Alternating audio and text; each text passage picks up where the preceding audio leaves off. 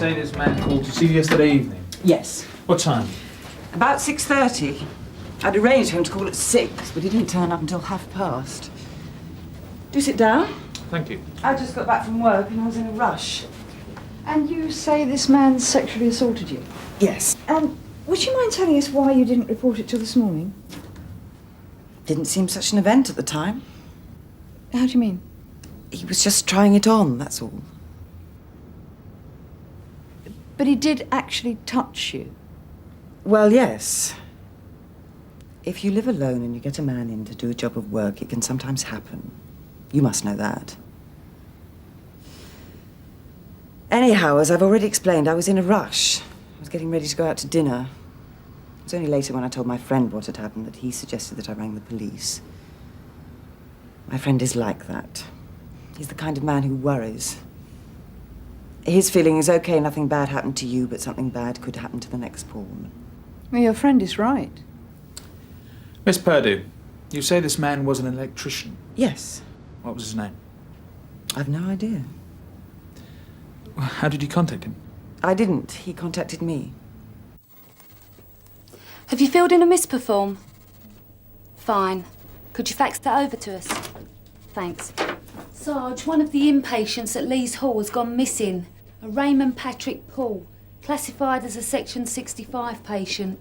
IC1, age 37, slim build, dark hair. Failed to report back to the hospital the night before last. Right, what was he wearing when he was last seen? Beige shirt and blue overalls. Thanks, Polly. Just a minute. That assault that June was checking on Regis Crescent, what was the description that woman gave? Yeah, well, I've run a PNC check on this fella, and I called the hospital, and they confirmed it is the same Raymond Paul. He was sent to a hospital for the criminally insane 15 years ago for attacks on women. You know, I seem to remember reading something about this when it happened. Yeah, so do I. It was on the front page of all the nationals. And if I remember rightly, the judge, when sentencing, said that he should be locked up until old age or loss of mental faculties meant he was no longer a danger to society. In other words, throw away the key. That's right. And now he's missing on our grounds. Yeah. So both the MO and description match the complaint made by this woman this morning? Yes, sir.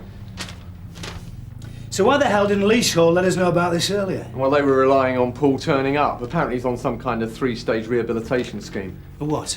Well, you know, trying to reintroduce him into society. I suppose that's why he's allowed to come and go to some extent. I don't believe it. Yeah, and he's being allowed to get himself a career as well. You know, do a trade. Right, I'll get Danny to go to the hospital and tidy this up. Oh, this character Poole, what trade did he learn? He did his city and guilds. He became an electrician. That wall socket blew ages ago. We just never got round to having it fixed until yesterday. So where did the assault take place? In this room? No, and when you say the word assault, it makes it sound worse than it was. As if he tried to get inside my knickers. Anyhow, I'm pretty good at talking my way out of tricky situations. I work in PR. It happened in here. I came in to get my bag to pay him. He followed me in. And how did you pay him? He insisted on cash. When I gave him the money, he asked if there was anything extra going. I thought he meant a tip. It was then he brushed against me, touched my breasts. He seized you? No, he just pushed against me. But he touched your breasts with his hands? Yes. But it all happened quickly, very briefly. Did he threaten you in any way? No. You gave a description of this man when you phoned this morning. You said he was wearing blue overalls. That's right. And he was carrying one of those old-fashioned tool bags made out of sacking. Where's the meter cupboard? It's in the hallway. Oh, and he was wearing rubber gloves. Rubber gloves? Yes, all the time. Never took them off. He was wearing them when he came to the door. Thin rubber gloves, white, sort that surgeons wear. In fact, I asked him why he was wearing them, and he told me he'd been electrocuted once. He said that now, with God's help, he was always careful. With God's help? Yes. The short time he was here, he spoke a lot about God.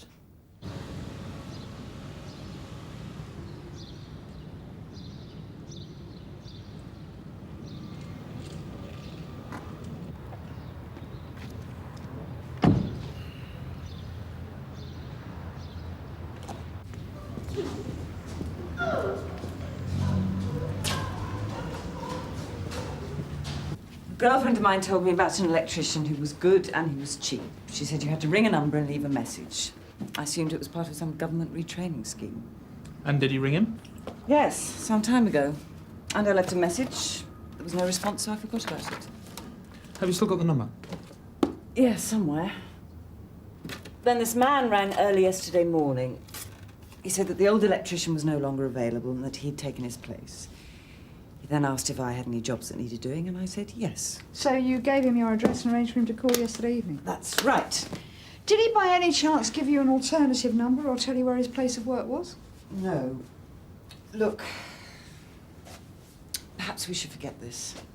Is it really that important? Yes, it is. Oh, I'm late. I mean, we all get touched up from time to time, don't we? On the tube, in lifts. We're lucky.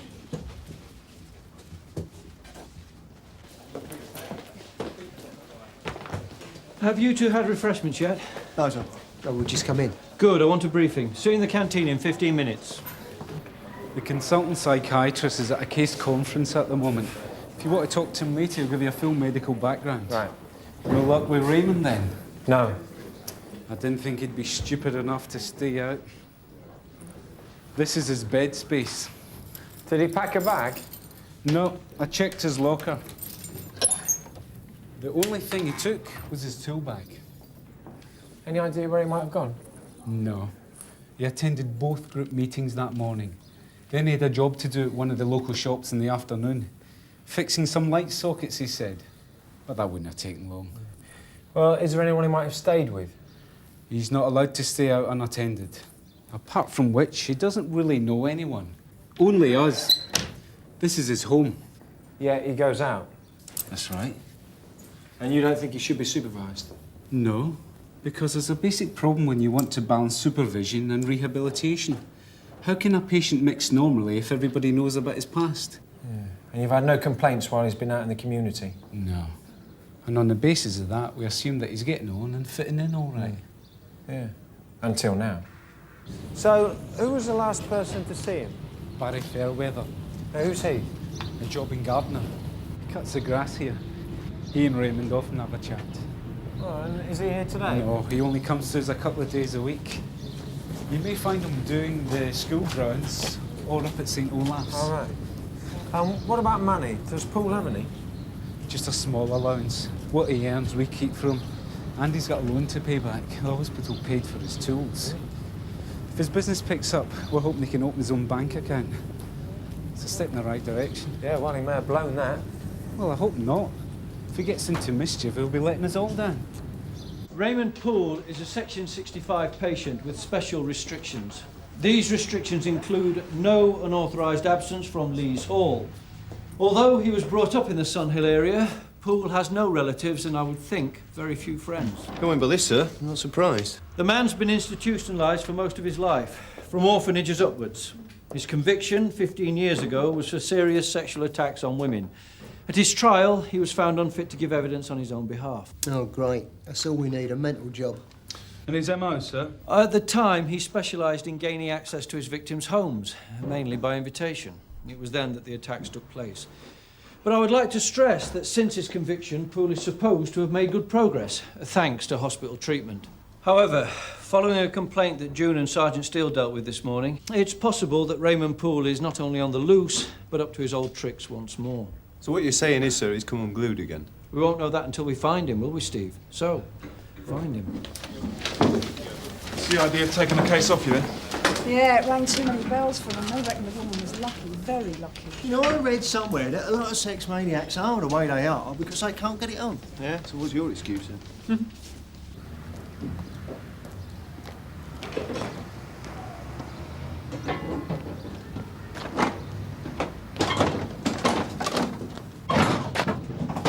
Mr. Fairweather, I'm Detective Sergeant Pearce from Sandhill Police. Yeah? I was making some inquiries at Lees Hall Hospital and I was told you might be able to help. It's about one of their patients, Raymond Poole. Raymond? What's he been up to? Well, he's gone missing and I believe he talks to you from time to time. If you can call it talking. How do you mean? Well, I never really listen, do I? I got work to do. He just follows me about talking. Talking? About what? Flowers and trees and that. Plants, growing things, just about everything and anything on God's earth. He just never leaves me alone. The hospital says you were the last person to talk to him. Yeah. About plants and trees. Well, amongst other things. What other things? He was talking about going away. Only I didn't take too much notice. Going away? When? He didn't say when. Just one of these days, he said. He said he was going away one of these days. And did he say where? Yeah. To the sea. Hope he's not thinking of drowning himself. You think he might do that? I don't know, do I? Ask the doctors. I got the feeling he's scared. Scared?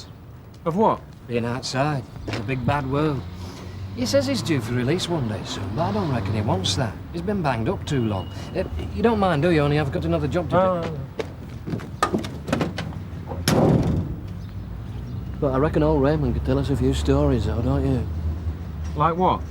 Well, from what I've heard, he was a right one with the ladies. I mean, you and me, we have to marry you to pay for it, don't we? But not him. He just helped himself. Does it say anything in the phone book about Poole being a holy Joe? I don't think so, no. Wearing rubber gloves. I mean, what is this? Was the woman frightened? Well, June Ackland said it was hard to tell. She was playing it down. Well, we can't afford to play it down. We're talking about somebody who is an active sex offender. Well, he's supposed to have been cured. So they say. Well, seeing as the hospital's his only home, maybe he'll wander back there under his own steam. Is that before he decides to commit another serious offence or afterwards? Have you got anything on the phone number for the electrician? Can you hold on, please? Yeah, that's a message service at Lees Hall Hospital. I thought it might be. But there's been a development. We just had a call from another woman. Sounds like he's been at it again. Well, it sounds stupid, but if I'd known, I would have never have let him into the house. Mrs. Bolt? I'm DCI Meadows, on LCRD. I should have been suspicious when he first arrived. I mean, wearing those gloves. Rubber gloves? Yes. Did you know this man, Mrs. Bolt? No, he phoned early this morning saying he'd taken over from the old electrician. And who was that? It's just someone my husband used once to wire up a workshop in the garage, but that was months ago. My husband and I have been separated since. Did you mention this to him on the phone? I said my husband was no longer living here, yes. But then he asked if I had any jobs that needed dealing with. The washing machine's been playing up, so I asked if he could fix those as well. And he said yes. Then what? You gave me your address and asked him to call? Yes. What time? I said 11:30, but he didn't get here till around noon.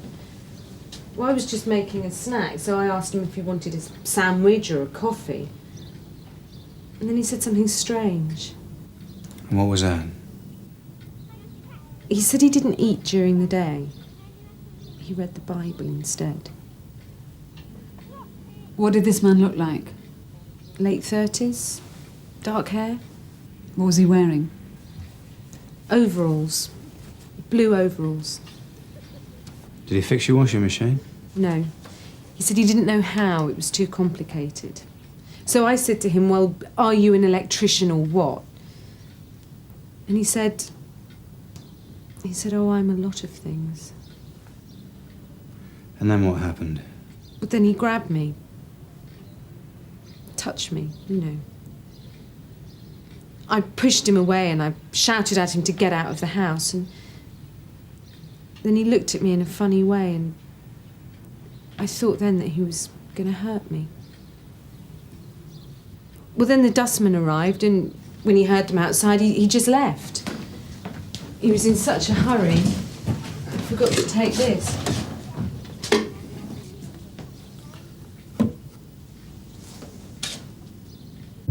Oscar 85 from Sierra Oscar. Yeah, 85 receiving. You're still in the vicinity of Whitegate Estate, June? Yes, Sarge. Could you take a look at the kids' playground in Bream Road? We've had a report of a man hanging around the place, acting suspiciously. Yeah, I'm on my way, Sarge.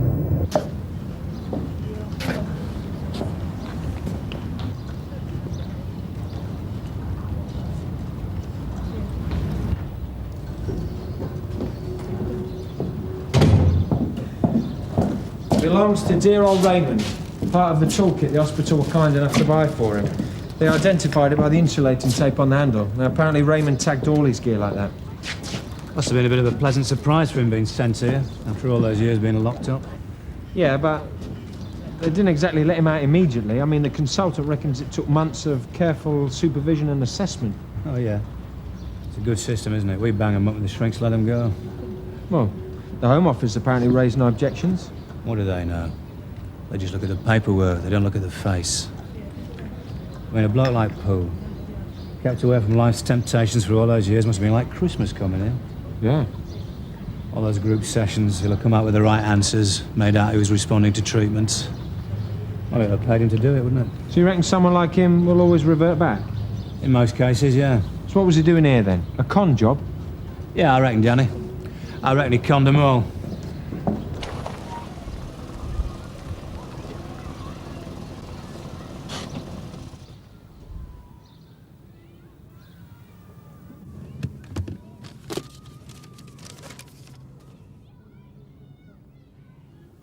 Sierra Oscar from 8-5. Yes, June. Yeah, I'm by the kids' playground in Bream Road, Sarge. I have sight of a man I believe to be Raymond Poole. What's he doing? Well, he's just sitting in the playground. All right. Keep him under surveillance, but don't go near him, understand? Right, Sarge.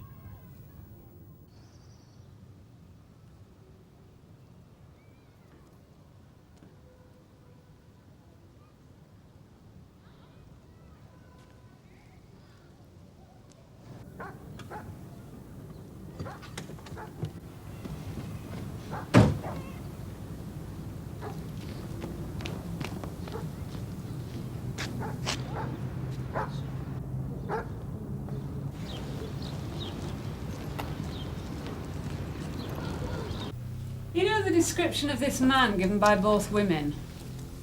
It's almost there, but it doesn't quite match up. With Poole's description? Yeah.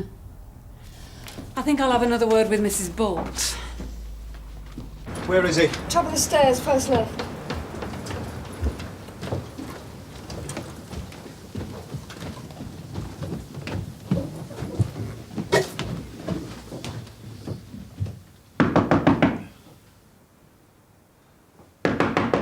It's not locked.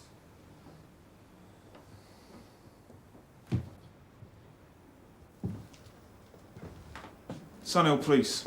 We've reason to believe you are Raymond Patrick Poole. Is that your name? Yeah. I was watching her. Why's that? I wanted you to find me, didn't I? Oh, good. I was just about to get in touch with you. The electrician, he phoned me. When? Just a couple of minutes ago. He said he's on his way round to pick up the soldering iron. Right, can I use your phone? Yes, of course. Now go upstairs, will you? Go upstairs? Please, and stay up there till I tell you to come down. He said I couldn't go back to Lee's Hall now. I'll be in trouble.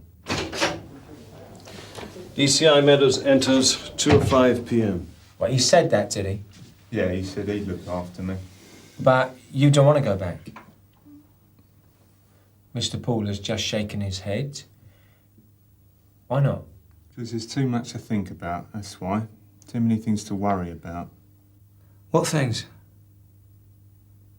What, you mean this so-called electrical work of yours? Why's that? I thought that was meant to be a good thing. I thought that was to help you get your ticket one day. Get you out of institutional care. Isn't that what you want? Get back into society on a full-time basis? Just think of all those business appointments you could make. All those women on their own. And I'm sure you'd get by, Raymond. Because you've got God on your side, haven't you? God helps you, right? You see, we know that because people have told us. How does God help you? Does he tell you what decisions to make? No. What, you mean when you do one of your little repair jobs for some woman and you like the look of her, you just attack her there and then, do you? No. You make up your own mind, you don't talk to God about it first. What? Oh, come on, Raymond, we know you haven't changed. These 2 repair jobs, one at Regis Crescent, one at Oak Road. I didn't do them. We know you did them. How could I? I don't do repair jobs anymore. I sold everything, didn't I? What do you mean you sold everything? He bought it off me, didn't he? Bought my tools and my overalls. 15 quid the lot, plus his place to stay in. I said it wasn't enough, so he said he'd throw in 3 ounces of tobacco for something else. What? My book of names and telephone numbers. Telephone numbers of customers? Yes. I told you it was all too much for me to worry about. Do you know this man? Yes. I met him at the hospital. He liked me to tell him about the past. Your past? Yeah. He liked hearing about it. Enjoyed listening. So are you saying he was learning from a professional? No. Because you know you've done, don't you, Raymond? For the sake of 3 ounces of tobacco, you put people in danger again. And he didn't even have to take part this time. Has he been to any of these women? Only I hope not. He promised he wouldn't. Yeah? Excuse me, sir, can I have a word? It's important.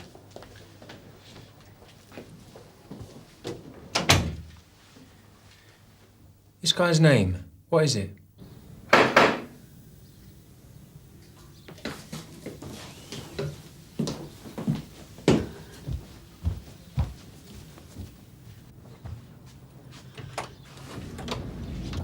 Oh, yes, the electrician. That's right. Barbara said you'd be calling. Barbara? Mrs. Bolt. I'm her sister. Oh. Well, never mind then. Weren't you supposed to collect something? She had to go out, you see, so she asked me to take care of things. You mean she's left you all on your own? I'm afraid so, yes. Well, I suppose you'll do.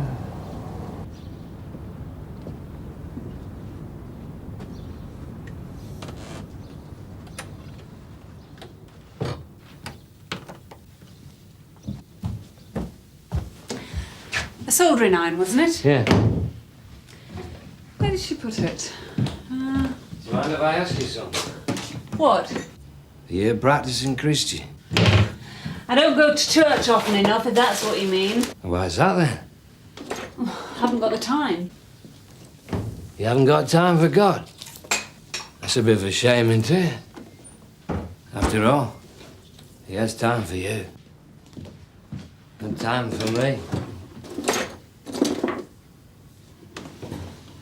You know what it tells us? It tells us to help ourselves. What do you say to that, eh? Hold it there! With or without God's help, I'd say you're nicked.